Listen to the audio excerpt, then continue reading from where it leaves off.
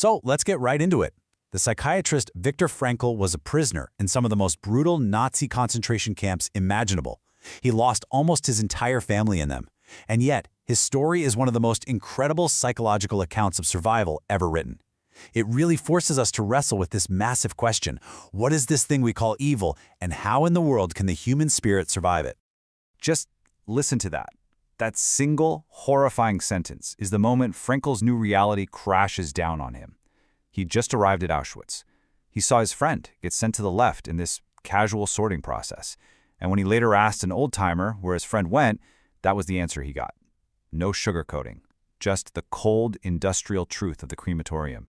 And right there, that's the absolute heart of Frankl's work. I mean, think about it. Every single thing you own is gone. Every value you held is destroyed. You're starving, you're freezing, you're facing constant brutality, and you're expecting to be killed at any moment. So how do you go on? What is the psychological trick, the mechanism, that lets a person survive something that is literally unspeakable? Okay, let's start where Frankl's journey into this hell began, with the initial shock of arrival. This first phase of a prisoner's mental state was just a brutal, total immersion into a world where all the rules of reason and mercy were gone. Frankl talks about something he calls the finger game. An SS officer, with this chillingly casual, easygoing attitude, would just point, leisurely, to the right or to the left. To the right meant you were fit for work. To the left meant the gas chambers. And here's the most chilling part. None of the new arrivals had any idea what this little gesture meant. For 90% of the people on Franco's transport, that casual point of a finger was an immediate death sentence. The climax of this initial shock came for Frankl when he was desperately trying to save a manuscript of his life's scientific work. He tried to explain how important it was to a seasoned inmate, and the inmate's reply was just one single bellowed word: shit. And in that instant, Frankl got it. Everything he was, everything he'd ever built, was completely and utterly gone. It was a psychological snap, a forced acceptance that his old identity was dead. You know, before we can really get how Frankl found a way to move forward, we have to try and wrap our heads around what he was up against. I mean, how do you even define an evil on this scale? The words we use every day just don't cut it. So, philosophers have a way of thinking about this.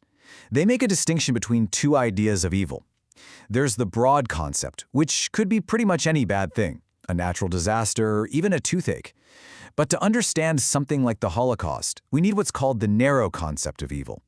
This is reserved for the worst possible actions and characters you can imagine. It's the ultimate term of condemnation. And let's be clear, the horrors of the camps were not some natural disaster. They were squarely in the category of moral evil. These were terrible states of affairs that were deliberately created by the choices and actions of other human beings. This wasn't just random suffering. This was suffering that was inflicted on purpose. Okay, so with that understanding of the evil he was facing, Frankl's psychiatric mind starts observing what's going on inside the prisoners. How are they coping from one minute to the next when their entire external world was a living nightmare? Frankl noticed three really distinct phases. After that initial shock, the prisoners would sink into a long period of apathy. Now, this wasn't just them not caring. It was a necessary defense mechanism. It was a dulling of all their emotions, a sort of emotional death that built a protective shell around their minds. It was the only way they could witness daily horrors without completely losing it. And this is the absolute core of everything Frankl discovered. When everything, your family, your health, your possessions, even your name, is stripped away from you, one thing is left. The Nazis could control every single circumstance of a prisoner's life, but they could not control their internal response, what they thought, how they chose to face their suffering. This, Frankl realized, was the final unbeatable human freedom. So if you have this one last freedom, the freedom to choose your attitude, well, what attitude do you choose? How do you actually use that freedom to survive? This question is where Frankl's entire theory of psychotherapy really begins. Frankl went on to develop his own school of thought. He called it logotherapy. And he argued that the primary human drive isn't the will to pleasure, like Freud believed. No, he said it's the will to meaning. And in the camps, he saw this proved in the most extreme laboratory you could ever imagine. The people who made it through weren't always the strongest physically. They were the ones who had a reason to. Frankl often used this quote from Nietzsche to sum up his whole idea. It's so powerful. If a prisoner could find a why to live, a goal for the future, a loved one to see again, a purpose for their suffering, they could endure the almost unbearable how of camp life. Their survival literally depended on it. So, what did these whys actually look like? Well, a lot of the time, they were what you might call slender threads. An intense love for a child waiting for you back home. The thought of a piece of work you left unfinished. Sometimes it was just holding on to a precious memory, or catching a glimpse of a beautiful sunset over the barbed wire. These were the little anchors of meaning that kept people alive. And this brings us to the final and I think the most powerful part of Frankl's entire message. He realized that this will to meaning wasn't just a survival tool for the camps, it's actually the fundamental principle for all of our lives.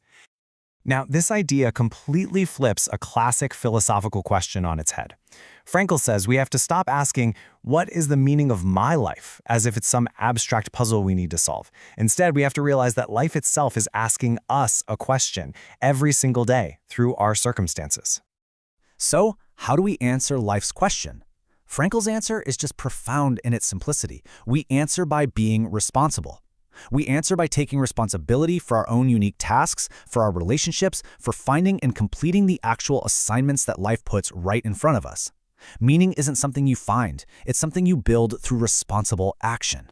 And so, we're going to end by passing Frankl's question directly on to you. And remember, this isn't a question from a philosopher sitting in a comfy armchair. It's from a man who stared right into the abyss and found a reason to live. In your own life, with all of its unique challenges and opportunities, life is asking something of you. The only real question left is, how will you answer?